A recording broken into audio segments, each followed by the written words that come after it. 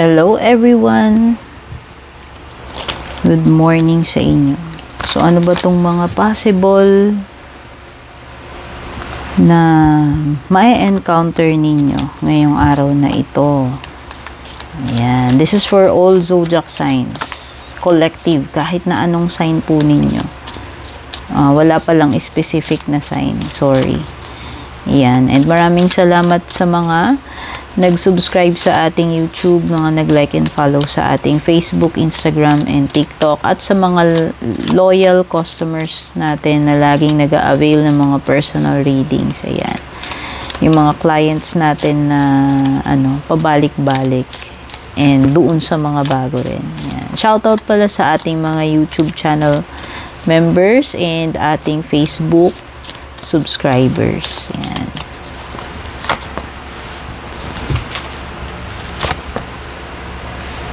Meron ka ditong 4 of Pentacles and Queen of Pentacles. So, strong energy na earth sign. Possible na may makakadeal ka na earth sign today. Taurus, Virgo, or Capricorn. Or baka naman ikaw yan.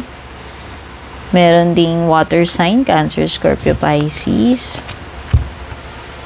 So, merong babaeng energy and may male energy din. Feminine and masculine energies of earth sign and water sign.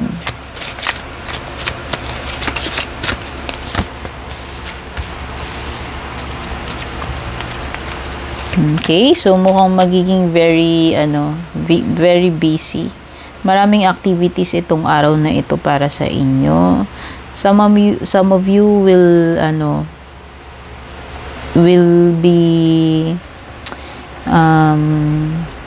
buying something, pero yung iba sa inyo mas pipiliin ninyo na hanggat maaari iwasan ninyo gumastos ng malaki. Ayan. Kung may bibilin man kayo, make sure na importante, talagang kailangan. Gaya nga ng sabi ko, busy-busyhan, maraming gagawin, possible na may lakad, maraming activities, maraming movement itong araw na to. O baka naman yung iba, you are into physical activities like mga Zumba, jogging, fitness, mga yoga, or going to the gym. Yan, mga ganyan. Or kahit exercising at home. Nagiging very physical ito, very active, maraming activities ngayong araw na ito. Pwedeng iba may travel kayo by sea. Ayan, pakabarko. O yung iba baka may alaga kayong rabbit, may rabbit dito. So ngayong araw na to is a day para maging practical pagdating sa pera. Yung iba, you will spend time with your family. Nakasikasuhin yung family, pagluluto, magsisimba, papasyal, basta magiging ninyo this, you will spend quality time with your family.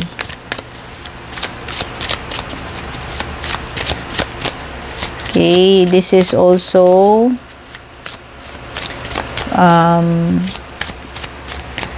a day na pwedeng maka-receive ka. Someone is generous, or pwedeng ikaw. Either ikaw yung generous dito or merong someone na generous na magbibigay sa iyo. Pwedeng maka-receive ng pera yung iba.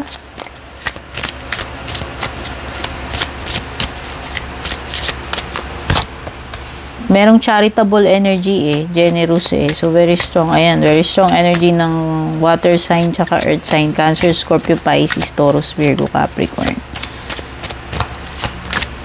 Meron ditong romantic encounter. Pwedeng yung iba, kayo, parang ma-attract kayo or may ma-attract sa inyo.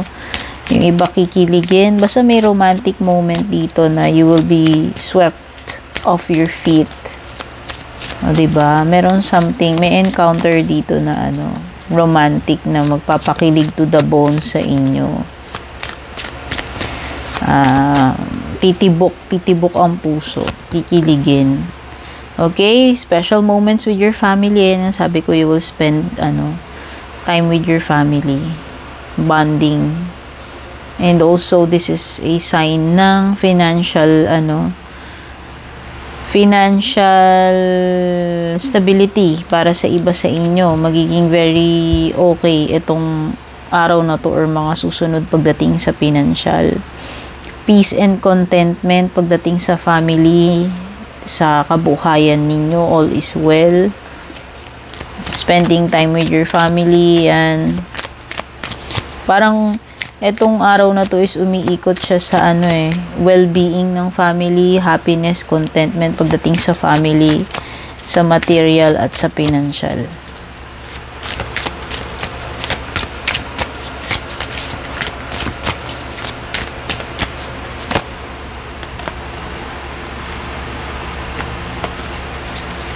May mga opportunities para sa iba. So, yung iba kung nako-confuse kayo about something, itong araw na ito, maliliwanagan kayo. At mas magiging clear na sa inyo ano ba yung dapat ninyong gawin or piliin. Kasi may choices dyan. Yung iba may makaka-receive kayo ng opportunities, hindi lang isa. Basta may mga pinag-iisipan, pinagpipilian dito na hindi lang isa yung pinagpipilian ninyo. Pwedeng more than 2, more than 3.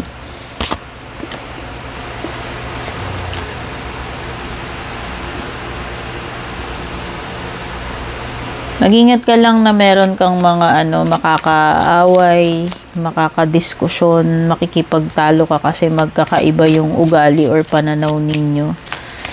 Someone will create drama or someone will walk away from drama or toxic situations. Kumbaga may mga bagay dito na hindi worth patulan, hindi worth ng energy and time mo. Last card is diba, meron nga ditong romantic encounter, sinasabi ko. Possible with a water sign, Cancer, Scorpio, Pisces. Ayan. Some of you will have kilig moments, kilig encounters, or some of you will meet someone na mahuhulog yung loob mo or mahuhulog yung loob niya sa'yo. Basta merong attraction. Yung iba parang may biglang papasok dito sa relationship, parang mai-in love or mai-involve sa isang romantic connection. Okay, pwedeng iba, ayan, pwede iba kung mamimit nyo pa lang yan, pwedeng iba may date,